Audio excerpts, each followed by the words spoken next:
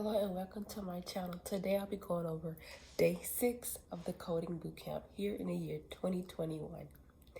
I hope you enjoy and I hope I give you a few tips and tricks on how to maneuver around bootcamp, but also you can see what I'm doing or how I'm going to do things if I come up with an idea on how to make things a little easier or a little smoother to your transition to a bootcamp. And if not, just let me know in the comments what else I can do or what is there you think you would like to know or you have any questions, put them down below. So today I'll be going over day 6. So we had a really big group project and we also got to speak with career development, which was pretty exciting to see all the many different things that they would be doing to help us with our transition over to the real world when it comes to getting a career in web development. So talking to the career development team was so fundamental because it let us know that we do know how to struggle on our own once we get out the boot camp and start looking for a job. So that kind of took a lot of weight off my shoulder because they not only go over resume help, mock interviews, connect you with local companies that are hiring, but they also have a very high placement rate even during the pandemic, which is very exciting to see and know and hear from other alumni that they have got a job. Now, we worked on our individual homepages as well as the group homepage for the project, and we chose different countries that we would wish to visit or we wanted to know more about. I chose Portugal because I want to visit. As one of my favorite YouTube channels, Our Rich Journey is in Portugal right now, and I really want to visit to see how it really is. Now, after we went through the NSS Career Development seminar, they did a what to expect, who to reach out to, and how to stay in communication with them or how they'll be communicating with us as well.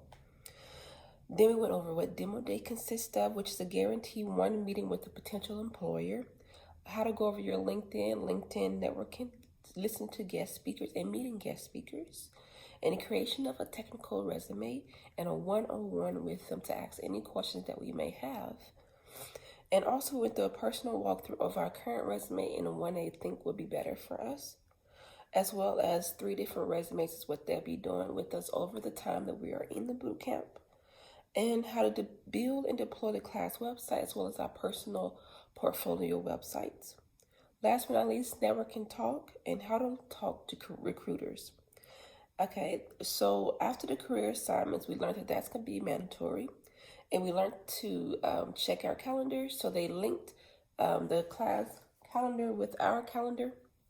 And so I did that and merged together so that I could see what's coming up for the career development team, if there's any webinars I want to go to or any one-on-one meetings I want to have with them.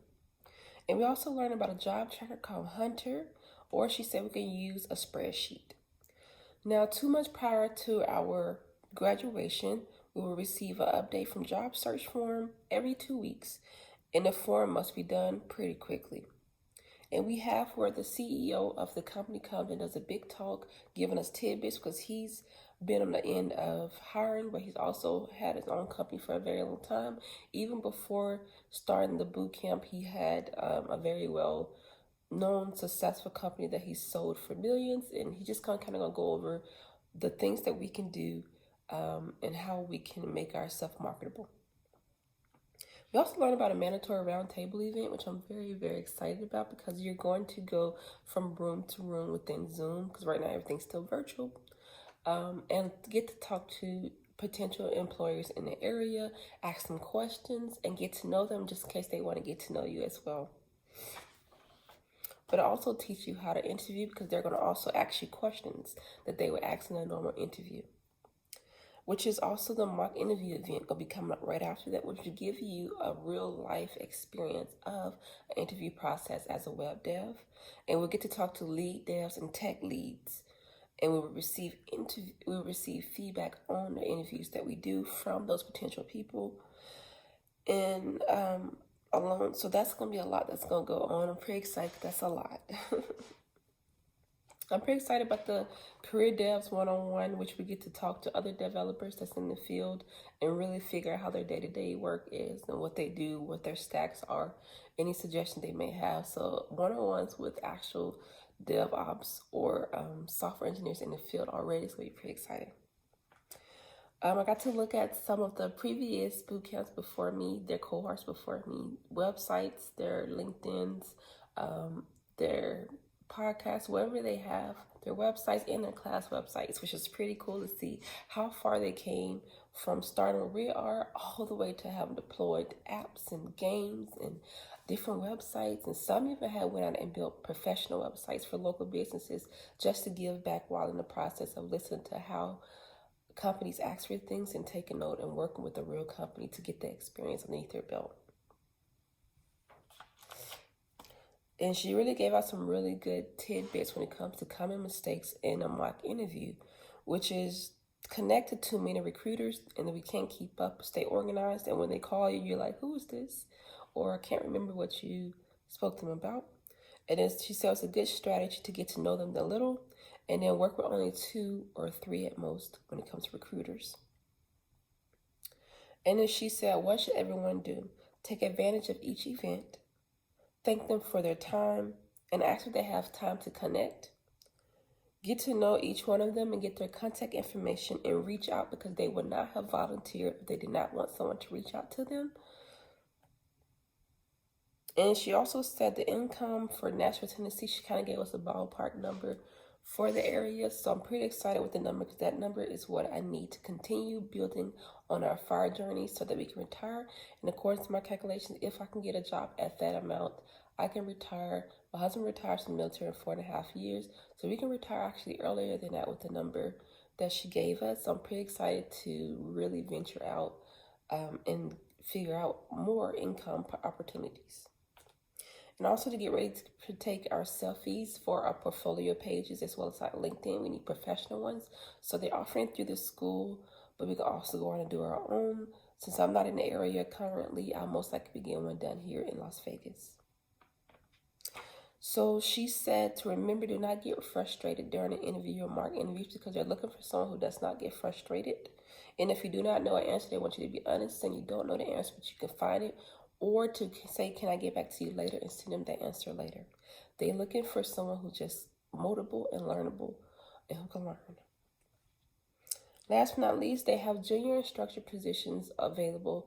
And I look forward to applying for some of these because I would love to be a junior instructor as I continue to learn to help others.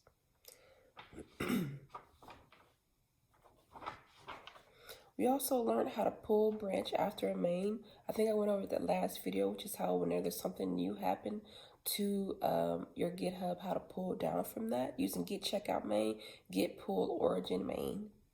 And I also got an error message yesterday within my terminal, which was scary for me because I thought I had broke everything. All the red messages made me like I had broke everything, so I was so nervous. But my instructor was able to help me, and it just ends up I had pushed to main. And I realized that after the instructor helped me that once I pushed to our group GitHub, it would kick me back to the main branch. I did not know that. I didn't pay attention. But thinking that I was still in my personal branch, I continued to do what I was doing and change things. And it was not my branch.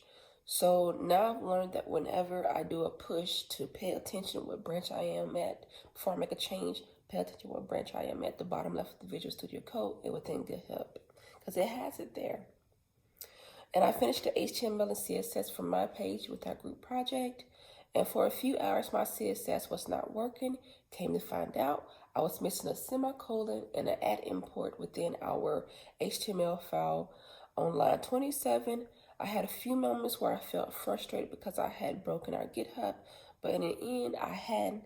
And it was a branch I had forgot to git stash. So I hope you have a wonderful day. Thank you for listening and watching my video on my day 5 of a coding bootcamp. For me, this is a big challenge and a big change. And before this, I was a DevOps engineer, and I want to work more with code versus just the infrastructure. So I hope you have a good day, and I look forward to recording the next video. Bye.